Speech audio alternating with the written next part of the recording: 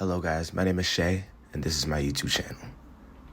I'm here to talk to you guys about one of my favorite mangas out right now, and its name is Kagurabachi.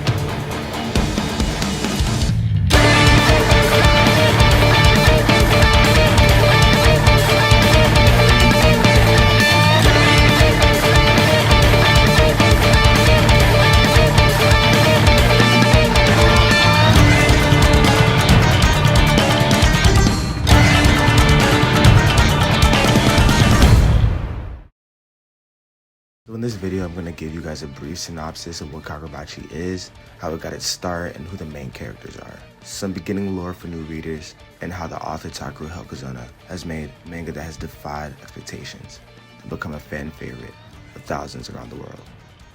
Alright, let's get into it! Kagurabachi is a new manga series created by TAKERU HOKAZONO that was first serialized in September of last year. The story follows the son of a renowned swordsmith by the name of Chihiro Rokuhira. His father, Kunishige, forged 6 enchanted blades, weapons that helped Japan win what is known as the Seitei War. Wanting to follow in his father's footsteps, Chihiro trained under his father daily, while also taking care of some very cute goldfish. They're adorable. I love them. However, one day, everything changed when a group of sorcerers known as the Hishaku attacked their quiet home. In front of Chihiro's very eyes, his father was killed, and the 6 enchanted blades were stolen. 3 years later, now in possession of Enten, the secret 7th blade crafted by Kunishige, especially for him, Chihiro embarks on a quest of vengeance, scouring Japan to find the lost enchanted blades and make the Hishaku pay for what they've done. Tell me that wasn't no bar, that wasn't no bar, nigga, listen. Reading the first chapter of Kagurabachi can leave a certain surface level taste in your mouth, especially considering its premise is not truly that different from many other shonen series out there. And to put the edgy cherry on top of this already razor blade filled cake, Chihiro even ends the chapter off with this brilliant line.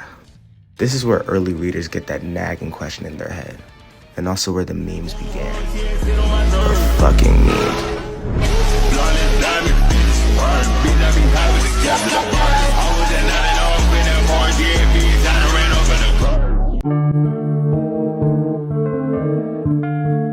You couldn't kick a rock on Twitter or TikTok without seeing meme after meme of the Shonen Jump cover in this first chapter.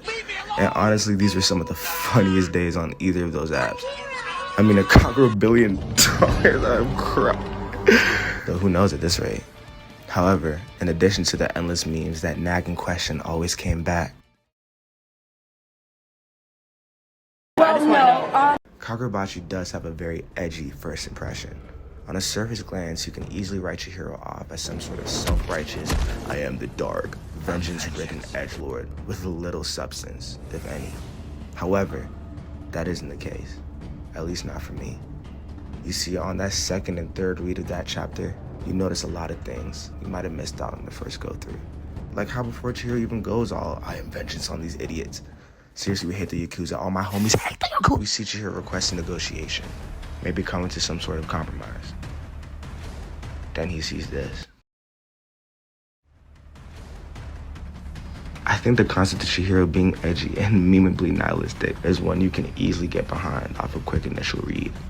But if you read a bit closer and find it in your heart to give it another 5 chapters, you understand who Chihiro really is and what the story of Kagurabachi is truly about. Kagurabachi has several characters that surround Chihiro and help him on his journey to retrieve the enchanted blades. The first is Shiba, an old friend of Kunishige's, who acts as a mentor for Chihiro as he delves into the world of Yakuza, adding some lighthearted charm and keeping his head on straight when it matters. Also, he goes, He now, owner of the delightful Cafe Haru Haru, works both to run the little shop, as well as use it as a segue between available sorcerers and big corporations or Yakuza heads who need their services. Basically, she's a guy who knows a girl, who knows a guy who might know a sword or two. We love her now. All my homies love her now. Pray to her now.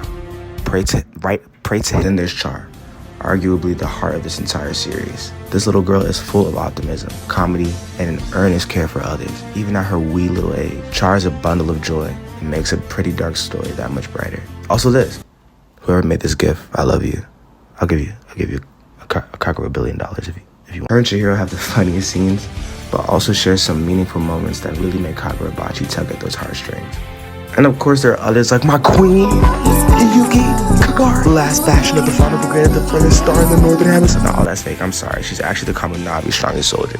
What's the Kabunabi, you ask? Think Gote 13 from Bleach or the Hero Association from MHA and you're pretty much in the right ballpark. The Kabunabi is a government-associated organization tasked with eliminating threats throughout the nation.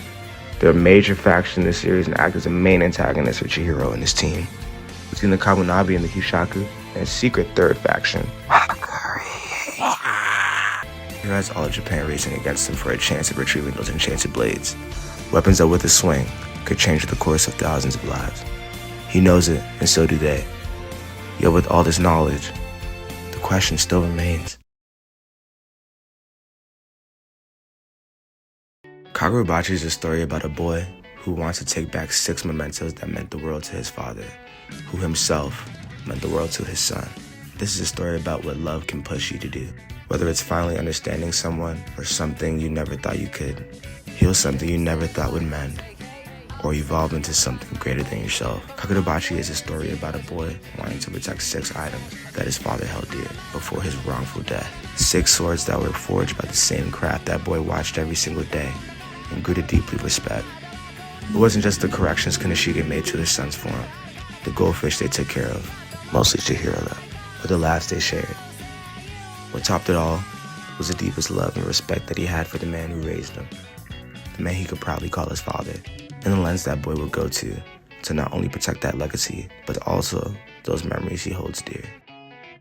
Yes, this is a revenge plot, but it's also so much more, and I implore you to give it a chance and find out for yourself what this story is really and truly trying to tell you.